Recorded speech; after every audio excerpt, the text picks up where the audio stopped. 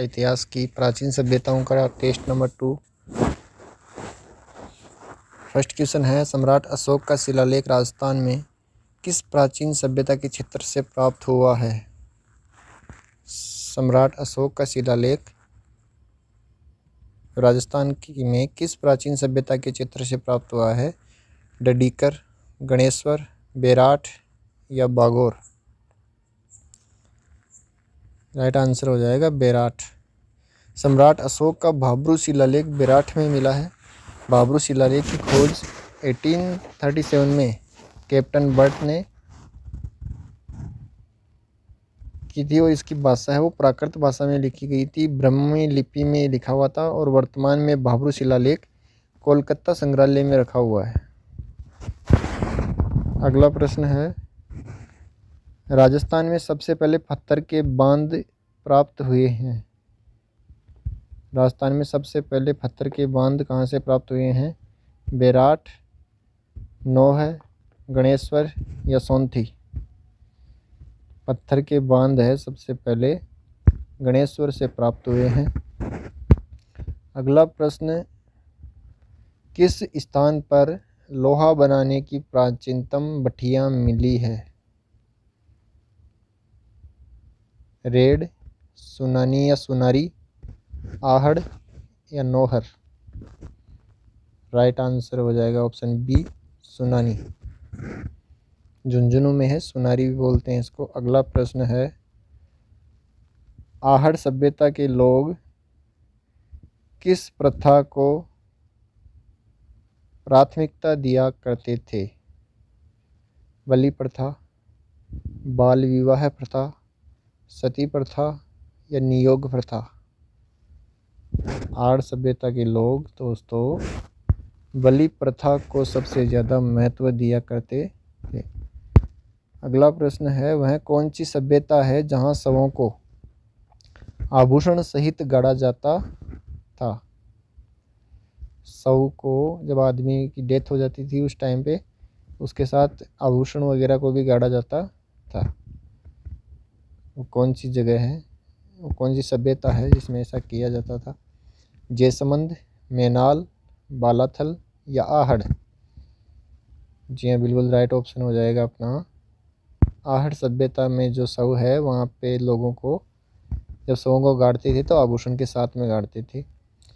और यहाँ पर देखो, जो मृत होता था, जो शव होता था, उसका सिर है उत्तर में और पैर दक्षिण में किए जाते थे।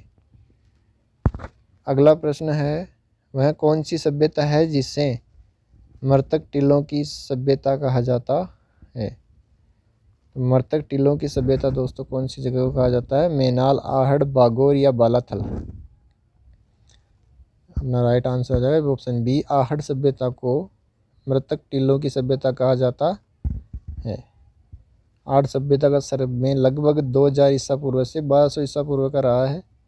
इसका दूसरा नाम आहड़ सभ्यता को आघाटपुर भी बोल सकते हैं, ताम्रवर्ती भी बोल सकते हैं, धूलकोट या बनास संस्कृति या मृतक टीलों के नाम सभ्यता के नाम से भी जाना जाता है। अगला प्रश्न है, बेराठ स्थित पहाड़ी जहां बौद्ध विहार के अवशेष मिले हैं उसे जाना जाता है? भीम पहाड़ी, बीजक पहाड़ी, गणेश पहाड़ी या मोती पहाड़ी? तो बेराठ में स्थित पहाड़ी है जहां बौद्ध विहार के अवशेष मिले, उस पहाड़ी को बोलते हैं बीजक की पहाड़ियाँ। 1936 में दयाराम साहनी को बीजक डूंगरी पर अशोक का एक स्तंभ अभिलेख, बौद्ध मंदिर और बौद्ध विहार आदि के अवशेष मिले थे। अगला प्रश्न है, बेराठ सभ्यता में सर्वाधिक सूती वस्त्रों में लिपटी हुई कौन सी मुद्रा प्राप्त हुई है? सूती वस्त्रों में लिपटी हुई मुद्रा कौन सी सभ्यता से, मतलब कौन सी मुद्रा प्राप्त हुई है कपड़ों में लिपटी हुई? ऑप्शन आपके सामने, नाणक, पंचमार्क मुद्रा, टका या यूनानी मुद्रा? बिल्कुल राइट आंसर अपना 2 हो जाएगा।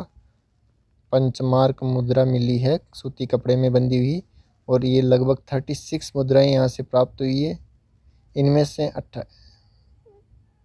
28 मुद्राएं प्राप्त हुई। इनमें से 28 मुद्राएं इंडो ग्रीक शासकों की है और 8 मुद्राएं आहत व पंचमार्क मुद्राएं थी। मुगल शासक अकबर ने बेराट में सिक्के डालने की टकसाल का निर्माण करवाया था और इस टकसाल में जहांगीर व शाहजहां ने सिक्कों का निर्माण करवाया था। अगला प्रश्न है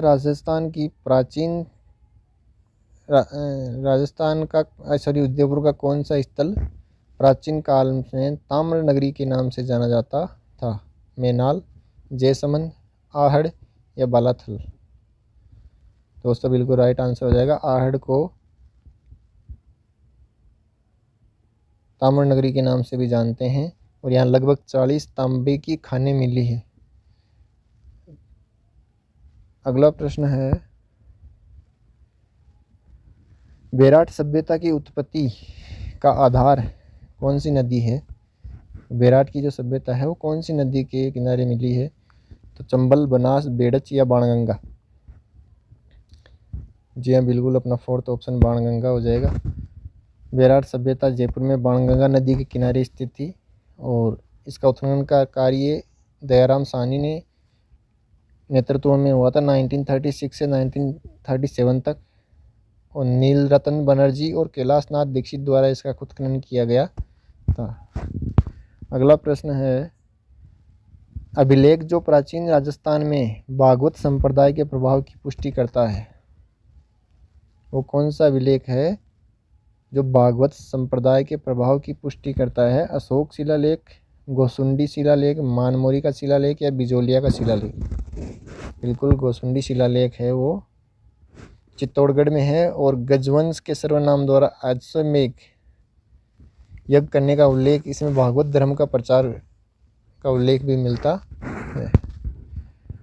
अगला प्रश्न है बालाथल किस जिले में स्थित है? बालाथल दोस्तों कौन से जिले में स्थित है? उदयपुर, बीकानेर या अजमेर? तो बालाथल उदयपुर में स्थित है। बालाथल एक ऐतिहासिक ग्राम उदयपुर राजस्थान में नगर से लगभग 42 किलोमीटर दक्षिण पूर्व में वल्लभनगर तहसील में बालाथल स्थित है और बालाथल ग्राम के पूर्वी छोर पर एक बड़ा टीला है जो लगभग 5 एकड़ में फैला हुआ था और इस टीले का जो उत्खनन कार्य है वो 1993 में वीएन मिश्रा के द्वारा किया गया था। बालाथल सभ्यता की खोज मतलब उत्खनन का कार्य है वो वीएन मिश्रा के नेतृत्व में हुआ। यहाँ से हड़प्पा सभ्यता के समान ही मृद भांड प्राप्त हुए हैं। तो जिस प्रकार हड़प्पा सभ्यता से मृद भांड मिले थे वैसे ही बालाथल से भी मृद भांड मिले, यानी मिट्टी के बर्तन मिले। अतः ये कहा जा सकता है कि हड़प्पा के जो लोग थे वो बालाथल की जो सभ्यता से निकट उनका संपर्क रहा है।